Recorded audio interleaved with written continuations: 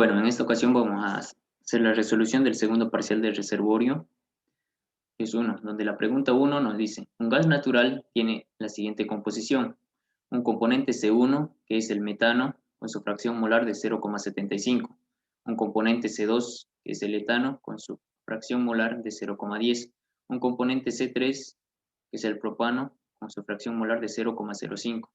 Asimismo, tenemos a lo que es al isobutano, al normal butano, al isopentano y al normal pentano, cada uno con sus correspondientes fracciones molares.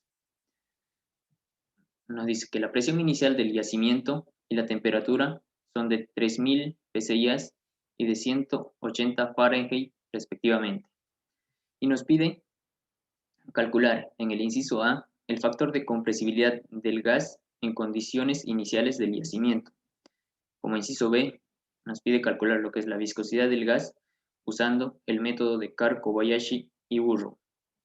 Entonces, para este caso, procedemos a hacer los cálculos correspondientes que nos indica para calcular lo que es el factor de compresibilidad en primera instancia. Aquí tenemos una tabla con los mismos componentes que se mostraban anteriormente en el ejercicio. Estas son las fracciones molares de cada uno de los componentes. Y en esta sección he añadido lo que es la fórmula de cada uno de los componentes. Esto con el objetivo de ¿qué? De poder calcular lo que es el peso molecular de cada uno de los componentes. Entonces, como primer paso, procedo a lo que es a calcular el peso molecular de cada uno de los componentes. Para este caso, por ejemplo, del metano, tengo lo que es el peso atómico del carbono, que va a ser de 12,0107, más 4 por el peso atómico del hidrógeno, que sería 1,00784. Y la sumatoria de esto me daría lo que es el peso molecular. De esta manera procedo a calcular para cada uno de los componentes y anotarlos en esta sección de la tabla. Ahora, como segundo paso número 1 dentro del cálculo, lo que debo hacer es verificar que la fracción molar de los componentes, o sea, la sumatoria de todos estos, me dé igual a 1. En este caso, haciendo la comprobación, la sumatoria de la fracción molar sí me da igual a 1. Por lo tanto, no tengo que aplicar ninguna normalización en lo que se refiere al respecto. Seguidamente, paso a calcular lo que es la gravedad específica del gas en solución.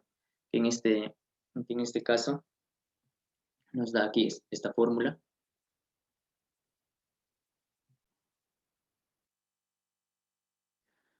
Entonces, con esta fórmula de la gravedad específica para el gas en solución, el MA, lo que necesitamos calcular es el producto de lo que es la fracción molar de cada componente por el peso molecular de cada uno de los componentes. Así, por ejemplo, el valor de 12,0300 se obtiene de la multiplicación de 0,71 por 16,04 y el producto de esto nos da 12,0300. De esta manera se procede para cada uno de los componentes que se encuentran en la tabla. Y finalmente debemos hacer lo que es la sumatoria, en este caso de los 7 componentes de los productos que hemos calculado. Ahí obtenemos un valor que es de 23,4754. Y este valor vamos a reemplazar en la fórmula para hallar lo que es la gravedad específica del gas en solución, que va a ser igual a 23,4754 dividido entre el peso molecular del aire, que es 28,96. Haciendo esta operación nos sale que la gravedad específica del gas en solución es de 0,8106. Ahora, con este dato nos permite calcular lo que es la presión pseudocrítica, así mismo como la temperatura pseudocrítica. ¿Para qué nosotros necesitamos calcular lo que es la presión y la temperatura pseudocrítica? Con este valor nosotros procedemos a calcular lo que es la presión pseudo-reducida y la temperatura pseudo-reducida. Y una vez obtenido estos valores, iremos a lo que es a la gráfica de Standing Cats para poder calcular lo que es el factor de compresibilidad que nos pide en el inciso A del ejercicio 1. Entonces procedemos a realizar lo que es los cálculos. Ahí tenemos la fórmula para calcular la presión pseudocrítica. Simplemente reemplazamos el dato de lo que es la gravedad específica del gas en solución que habíamos encontrado anteriormente, que era de 0,8106. En esta sección se encuentra elevado al cuadrado. Realizando la operación obtenemos un valor que la presión pseudocrítica es igual a 664.5188. Hacemos de manera similar para calcular lo que es la temperatura pseudocrítica. Reemplazamos el valor de la gravedad específica del gas en solución, obteniendo un valor de la temperatura pseudocrítica de 423.2316. Una vez calculado estos valores, lo que sigue es calcular la presión pseudo-reducida, que va a ser igual a la presión normal sobre la presión pseudocrítica que acabamos de calcular en esta parte. Entonces reemplazamos los datos. La presión normal era de 3000 psi's dividido sobre la presión pseudocrítica, que es de 664.5188. Operando estos datos, obtenemos un resultado de 4.51, que sería la presión pseudo-reducida.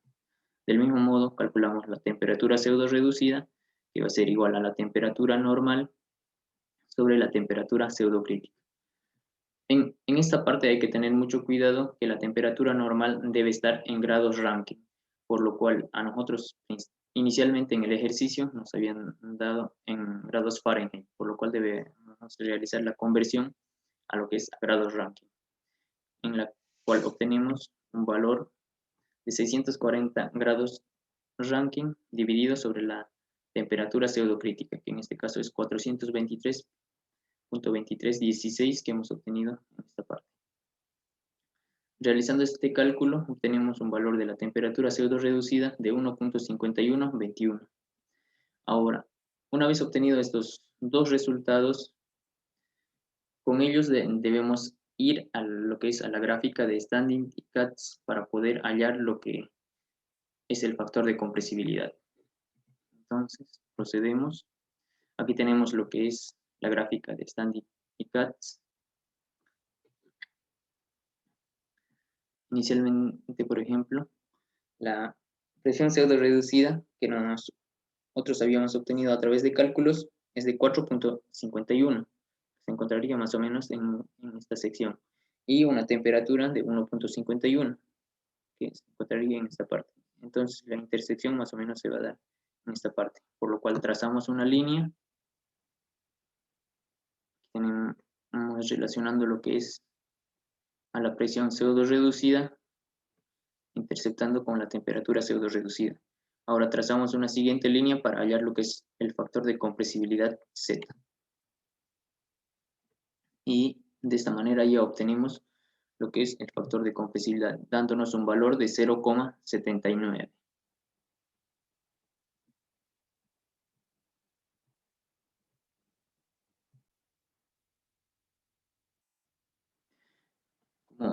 Como consiguiente, en el inciso B nos pide calcular lo que es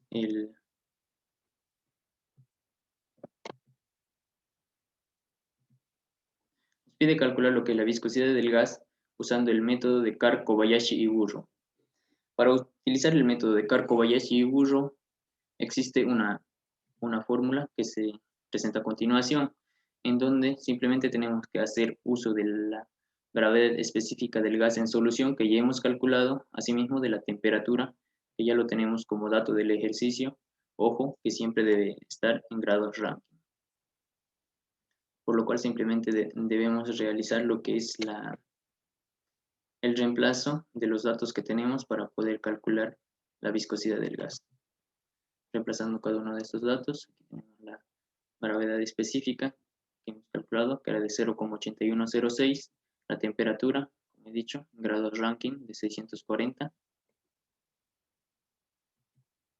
Hacemos las simplificaciones correspondientes, tomando en cuenta que aquí hay una multiplicación y en este sector también hay una multiplicación. Mucho cuidado en esta parte con la ley de signos que debemos tomar en cuenta, ya que el producto de 6,15 por 10 a la menos 3 por el logaritmo de 0,8106 nos da un valor negativo independientemente del valor negativo que se encontraba de la ecuación. Por lo cual debemos tomar en cuenta eso para no cometer errores. Seguimos procediendo con la simplificación de los datos, obteniendo finalmente lo que es una viscosidad del gas de 0,0816. Eso es utilizando lo que es el método de Carr, Kobayashi y Burro.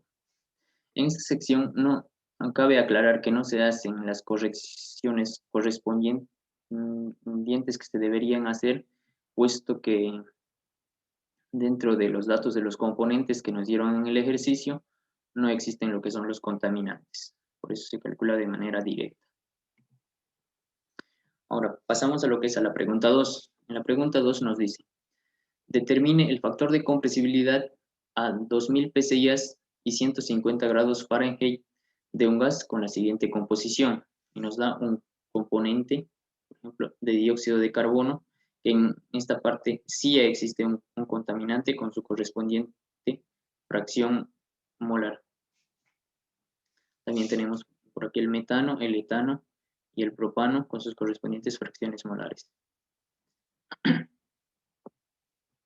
Lo que primeramente siempre debemos hacer antes de proceder a realizar cualquier cálculo es verificar que la fracción molar de los componentes esté 1, para así saber si en caso que esto no fuera o no llegaría al resultado de 1, tuviésemos que aplicar alguna normalización para proseguir con el ejercicio. Como en este caso la sumatoria de las fracciones molares nos da 1, entonces proseguimos de manera directa.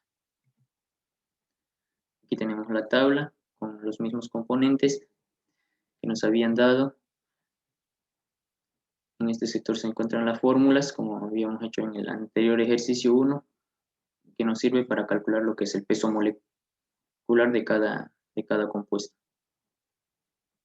Entonces, como primer paso, nosotros realizamos el cálculo de lo que es el peso molecular de cada uno de los componentes. Esto con el fin de poder calcular el producto de la fracción molar por el peso molecular para obtener MdA en la fórmula de la gravedad específica del gas en solución. El valor de 15.2380 se obtiene de la multiplicación de 0,95 por 16,04. Nos da este valor. Seguidamente procedemos a calcular el componente 2, que sería 0,02 por 30,07 y nos da un valor de 0,6014. Así se calcula para cada uno de los componentes y finalmente debemos hacer la sumatoria, obteniendo un valor de 17,1607. Con este dato, nosotros podemos calcular lo que es la gravedad específica del gas en solución a través del reemplazo de la fórmula. El valor de 17,1607 sobre el peso molecular del aire y obtenemos un dato que la gravedad específica del gas en solución va a ser igual a 0,5926. Una vez obtenido este dato, lo que debemos hacer es reemplazar en la fórmula de la presión pseudocrítica. Reemplazamos los datos correspondientes, realizamos el cálculo y obtenemos un valor de la presión pseudocrítica de 672.7494. Del mismo modo, procedimos a hacer el cálculo para la temperatura pseudocrítica, el reemplazo del valor de la gravedad específica del gas, obteniendo un valor de la temperatura pseudocrítica de 356.2053. Una vez obtenido lo que es el valor de la presión pseudocrítica, la temperatura pseudocrítica, vamos a calcular la presión pseudo reducida, que es igual a la presión normal sobre la presión pseudocrítica. Reemplazamos los datos, ya que inicialmente nos habían dado 2000 psi y dividimos sobre la presión pseudocrítica que acabamos de calcular, que es de 672.7494, y obtenemos un valor de la presión pseudo reducida de 2.9723. Ahora calculamos lo que es la temperatura pseudo reducida, que va a ser igual a la temperatura normal, siempre en grados Rankine, dividido sobre la temperatura pseudocrítica. Reemplazamos los datos y obtenemos un valor de la temperatura pseudo reducida de 1.7125. Una vez calculado lo que es la presión pseudo reducida y la temperatura pseudo reducida, pasamos a lo que es a calcular dentro de la gráfica de Standard y Katz. Entonces, aquí tenemos la gráfica. Nosotros habíamos obtenido un valor para la temperatura pseudo reducida de 1.71, que se encontraría más o menos en esta parte, que se encuentra en esta parte, sobre esta línea. Y el valor de la presión pseudo reducida es de 2.97, aproximándose al 3 antes, que sería en este sector, para lo cual debemos trazar unas líneas que nos ayuden a identificar el punto exacto en donde se intercepta. Una vez verificado este punto, trazamos una línea hacia el factor de compresibilidad para posteriormente determinar lo que es el factor de compresibilidad. Y nos da un valor de lo que es 0,87. Entonces, así de esta manera ya hemos calculado lo que es el factor de compresibilidad para este ejercicio. Seguidamente se realiza el cálculo de lo que es la pregunta 3, donde nos dice que se tienen los siguientes datos tomados en 7 pozos que drenan un yacimiento de petróleo. Aquí tenemos los datos, nos da el espesor, nos da el área y la porosidad, pero en porcentaje. Procedemos a hacer los cálculos siguientes. Hacemos la copia de los datos que nos daban en el ejercicio. Tenemos 7 pozos, el espesor de cada uno de ellos, también el área que está en acres y la porosidad que se encuentra en porcentaje.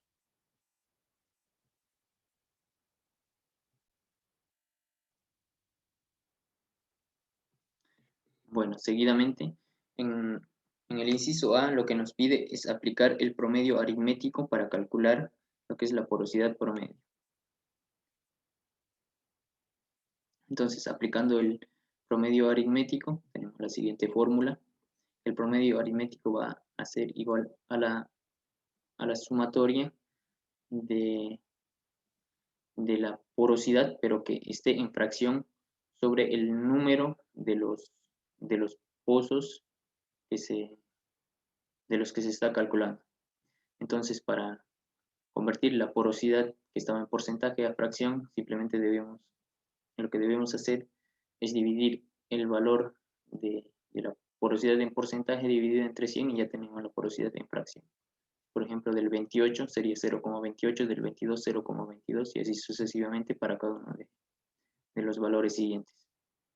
Finalmente, lo que debemos hacer es la sumatoria de cada una de estas porosidades de la porosidad de la fracción que hemos calculado. Obtenemos un valor de 1.5 y este valor lo reemplazamos en la fórmula. 1.5 dividido entre el número total de pozos, que son 7, obtenemos una porosidad promedio por el método aritmético, que va a ser igual de 0,2143% de porosidad. En el inciso B, lo que nos piden es aplicar el promedio ponderado por espesor, promedio aritmético. Entonces, la fórmula es la siguiente. Ya debemos tomar en cuenta lo que es el espesor de cada pozo. Asimismo, la porosidad también en fracción y dividir sobre la sumatoria total de la altura de los 7 pozos. Por lo cual aquí hacemos lo que es la multiplicación correspondiente, multiplicamos lo que es el valor del espesor 15 por la porosidad en fracción, que es 0.28, obtenemos un valor de 4.2.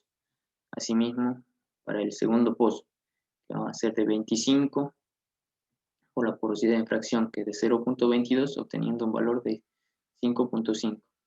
De esta manera se procede a hacer el cálculo para cada uno de los siguientes pozos que se observan. Finalmente, lo que debemos de hacer es una sumatoria del producto de la altura o el espesor por lo que es la porosidad promedio, donde obtenemos un valor de 28.46. Ese dato lo reemplazamos en esta parte y también debemos calcular lo que es la sumatoria del espesor de los 7 pozos que o sea, nos dan en el ejercicio. Entonces procedemos la sumatoria, obtenemos un valor de 133, realizamos el reemplazo correspondiente de los datos y realizando los cálculos obtenemos un promedio de 0.21, 40% de porosidad. Aplicando el método del ponderado por espesor.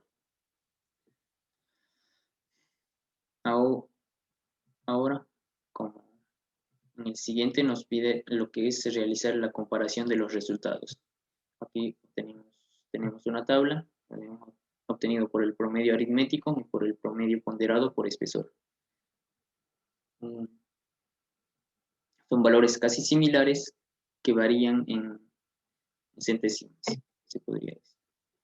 Y entonces tenemos aquí una justificación directa de lo que nos pueden representar estos valores, que nos dice que al realizar el uso de cada uno de estos métodos nos ofrecen un resultado con una diferencia del 0,03%. Está haciendo la diferencia de estos dos resultados que hemos obtenido entre cada método, pudiendo aproximarse de manera más precisa al resultado real el promedio ponderado por espesor, ya que toma en cuenta mayores variables. Esto es de gran importancia, ¿no?, dentro del área, ya que mientras se tome mayores variables, más próximo al resultado real será el resultado que estemos calculando. Pero el más aproximado a la exactitud siempre será el calculado por el promedio estadístico, ya que a la vez permite conocer la porosidad de lo que es de cada uno de los pozos. Tenemos como justificación en esta parte. Ahora pasamos a calcular lo que es hacer los cálculos para la pregunta 4, que nos dice que se tiene la siguiente información de una zona productora. Aquí tenemos una muestra de 6 pozos, podríamos decir, un espesor correspondiente, una porosidad también en porcentaje y una saturación de petróleo que también está en porcentaje. Y lo que nos pide es calcular la porosidad promedio, y en el inciso B nos dice que suponiendo que no exista gas, nos pide estimar las saturaciones promedio de agua y de petróleo. Entonces procedemos a hacer la tabla correspondiente. Aquí tenemos la misma tabla que se mostraba en el ejercicio. Tenemos la muestra, el espesor, la porosidad que estaba en porcentaje, y también la saturación del petróleo que está en porcentaje. Como nos pedían calcular la porosidad promedio y no nos decían utilizando qué método para que sea de manera más práctica y rápida, ya que no nos alcanzaba el tiempo debido, en mi caso lo hice utilizando el método aritmético, que es el método más común, para lo cual necesito que la porosidad que estaba en porcentaje necesito tener en fracción, para lo cual divido entre 100 a cada uno de estos datos y obtengo lo que es la porosidad en fracción. Finalmente, lo que debo hacer es la sumatoria de cada uno de estos resultados obteniendo un valor de 0,82. Ahora, dicho valor debo dividir entre el número total de muestras, que en este caso son 6, y obtengo lo que es la porosidad promedio, obteniendo un valor que es de 0,137%. Como inciso B, lo que nos pide es que, suponiendo que no existe gas, estime las saturaciones promedio de agua y de petróleo. Bueno, para este inciso existe una fórmula que nos dice que la saturación tanto del gas como del agua y más del petróleo va a ser igual a S. Y S es igual a 1. En ese caso tenemos que la saturación del gas más la saturación del agua más la saturación del petróleo tiene que ser igual a 1. Pero en el ejercicio nos dice que no existe gas, por lo tanto la saturación del gas va a ser igual a 0. Por lo tanto la ecuación se simplificaría del modo siguiente, que la saturación del agua más la saturación del petróleo va a ser igual a 1. Nosotros en esta parte podemos calcular lo que es la saturación del petróleo, ya que tenemos los datos correspondientes para poder realizarlo. Por ejemplo, aquí tenemos la fórmula de que la saturación del petróleo va a ser igual a la sumatoria total de la porosidad en fracción por el espesor por la saturación del petróleo también en fracción. Todo esto entre la sumatoria total de la porosidad en fracción por el espesor. Entonces, en la anterior tabla procedemos a realizar dichos cálculos. Aquí, por ejemplo, tenemos la saturación del petróleo en fracción. Igual que hemos hecho como para la porosidad, debemos de dividir entre 100 y ya tenemos lo que es la saturación del petróleo en fracción. 75 dividido entre 100 nos da 0,75, 74 dividido entre 100 nos da 0,74 y así sucesivamente para cada uno de ellos. Finalmente, de esto debemos hacer la sumatoria de estos componentes. Ahora aquí debemos hacer la multiplicación de lo que es la porosidad en fracción 0,12 por el espesor que es de 2 por lo que es la saturación del petróleo también en fracción que es 0,75.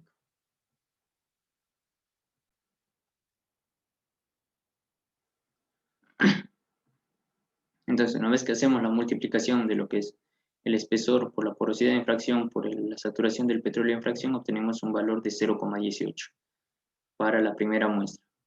Para la segunda muestra, realizamos del mismo modo multiplicación del valor del espesor, que es de 3, por la porosidad en fracción, que es de 0,16, por la saturación del petróleo en fracción, que es de 0,74, obteniendo un valor de 0,3552.